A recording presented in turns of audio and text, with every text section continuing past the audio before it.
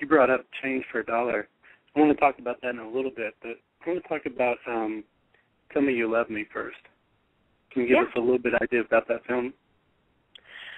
Tell Me You Love Me was the second film that I did, and it was one that I wrote with Gary Warren and co-directed with him.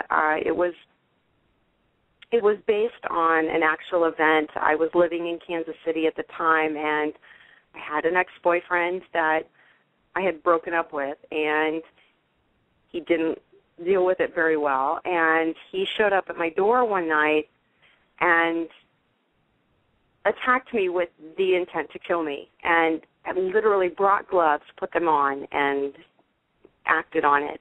And I was so traumatized by that event that I literally left everything behind. I left my apartment. I left every single thing in it, all my possessions, all my memories, everything, and left for St. Louis. And the only way that I could deal with the trauma was to recreate that in a safe environment.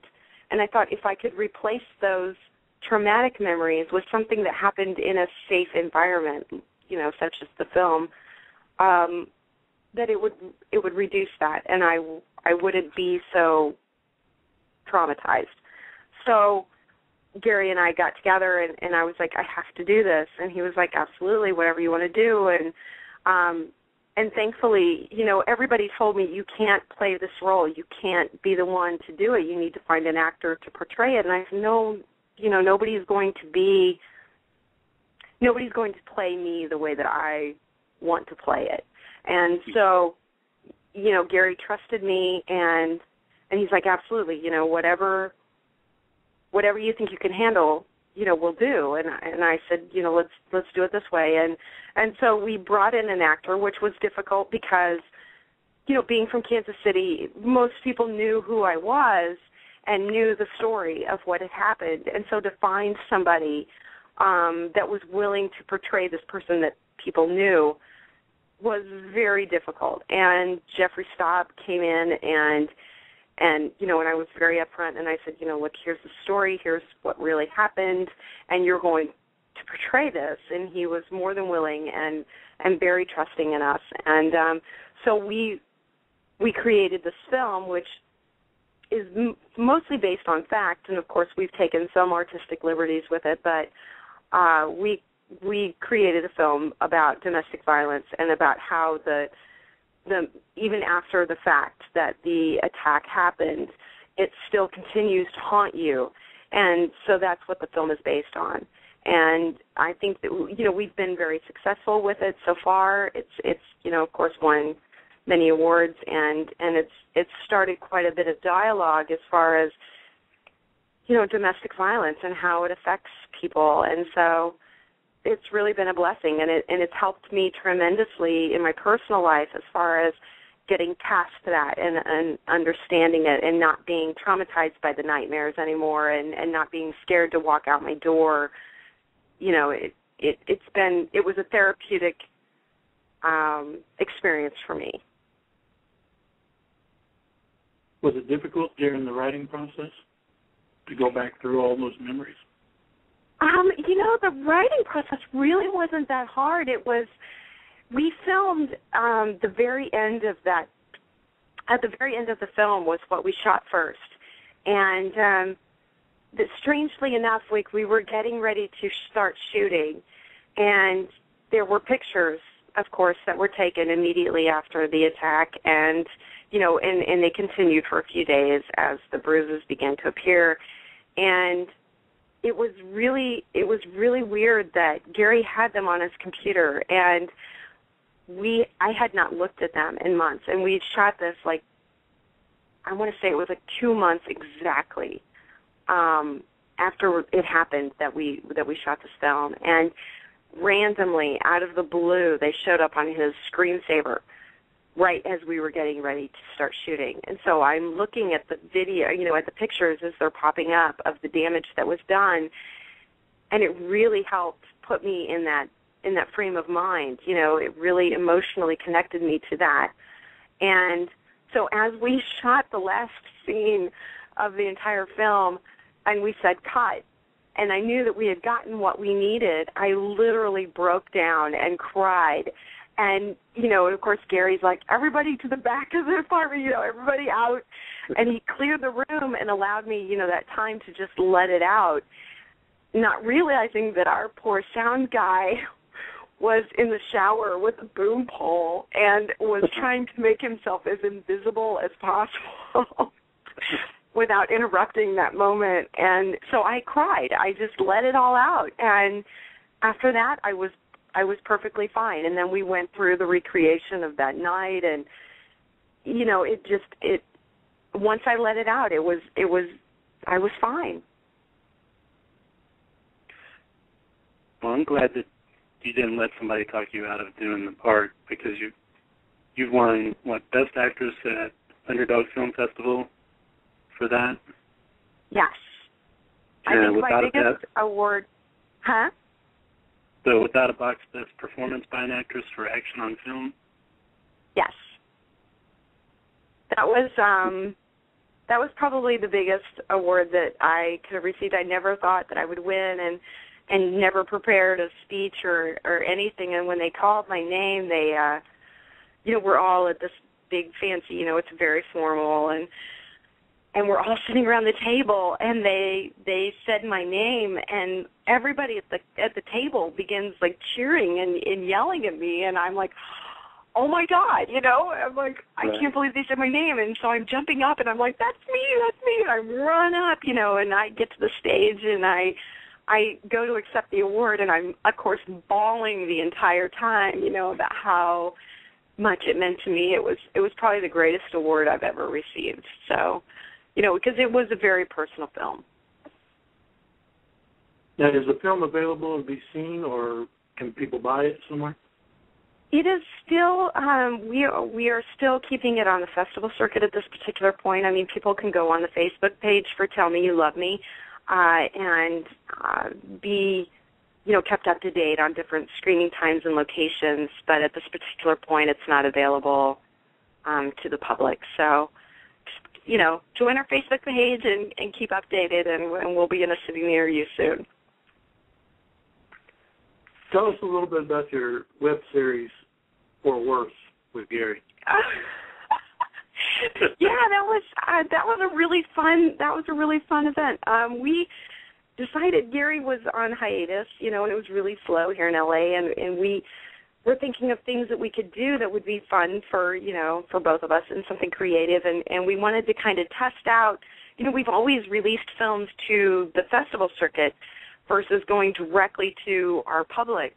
And so we wanted to test out doing a web series and being able to put it on YouTube, and how to build an audience, and how to, build it to the point that it's self-sustained and all of that. And so we came up with this concept of, obviously Gary and I live together, and we came up with this idea that, these people are stuck together in this apartment under rent control. And so neither one wants to be the one to move because it's going to be too expensive. And so they play these horrible pranks on each other. And, and it just kind of amplifies, every week it gets a little bit crazier, it's these two people that are just trapped in this life together, and they can't seem to get out, and how do they force the other person out? And so we had a ton of fun with it, and the production value isn't as high as we would like, but we shot most of it ourselves. We just set up the camera and we would just go with it, and but we had really great success with it. We would get 1,200 to 2,000 views per episode, and really had a pretty good, following with it. And we've had a lot of people asking us when season 2 was going to start, and our schedules just haven't allowed for that yet. But, it's still there, and we have enough people asking for it, so it's something we'll probably pick up again. So tell us about Change for a Dollar. Change for a Dollar, wow, that's, I'm proud to say that we are on the Google What's Hot list today, which is awesome. Pennies for a Dollar was kind of strange. I was on the board of the Independent Film Coalition in Kansas City and would kind of keep an eye out for different film competitions. And there was one that came across me that kind of stuck with me, and it was a film competition sponsored by Pepsi, and it was a 1-minute film competition. And I thought, well, that would be really tough. But the concept was, what can you do? How far can you go with $1? And I liked the idea of, what could you do with a penny that would change somebody's life? Or what could you do with a nickel or a dime or a quarter? And so that concept kept rumbling through my head. And I'm driving, I was doing another film in Springfield, Missouri, which was, like 2 hours away from Kansas City. And I was driving there. It was late one night. And it finally hit me. I started putting all the pieces together, and I'm like driving as fast as I could to get to the hotel so I could check in and write all this stuff down. And I knew that I wanted Robert P. Campbell, to be the homeless man in my film. And, which was so funny because he's actually a DP, and he's an amazing DP, an amazing, AD, assistant director. He's so freaking good, but you've got to be my actor in this. And so I kind of told him what, I was playing around with this, and I wanted him to be the part. And he was like, yeah, absolutely, whatever. And I had sat down with lunch for a very good friend of mine and told her my idea, and she told somebody else, who told somebody else, and she showed up like literally 2 or 3 days later and had the money. And she's like, because she had asked me, what would it take to make this happen? And I threw out a number, not knowing anything. And she literally showed up at my door with a check for that amount. And I was like, oh, my gosh, okay, so we're going to make a movie. And I'm not a writer. I had never directed anything. I'd never produced anything. Had no desire to do it. But I had this story, and I knew that it was a good story. It was a solid kind of silent movie. I mean, we've got 6 words in the entire film. And so she showed up, and we literally went from concept to production in like 6 weeks. And I made the film, and, and I knew that since I didn't know what I was doing, I needed some really, really talented people behind me. So I brought in, a lot of the best in Kansas City that I had developed friendships with, and made a lot of deals to make it happen within this budget. I literally made sure that I paid every single person that worked on that film, except for myself. And we shot it in one extremely long day. I think we started at like 4:30 or 5 in the morning and wrapped up at like 11:30 or 12, that night. And then we had to go back and do one other short little spot a couple days later. But it was the greatest experience of my life. I loved every single minute of it. And yeah, we ran the festival circuit with it. It didn't get into a lot of festivals just because it's 10 minutes and 6 seconds, which unfortunately doesn't fit within a lot of festival schedules, which I'm learning all this now. But, a lot of people wanted me to go back and edit the film.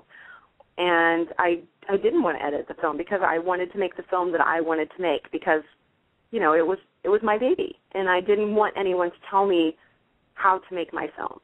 So I stuck very sternly into, this is my film, this is the way it is, and you take it or you don't. But we had a lot of success. It won Best Short Film at Marysville. It won Audience Choice at Moonlight. It won at quite a few festivals and was nominated for a lot. I was nominated as Best Female Director at the Action on Film Festival, which was amazing. And then, after I ran out of money and wasn't submitting it to festivals like I should, and I decided, I'm sitting on this. Why not put it on YouTube and, maybe we'll get 300 or 400 people to see it. Well, little did I know that it was going to become this huge internet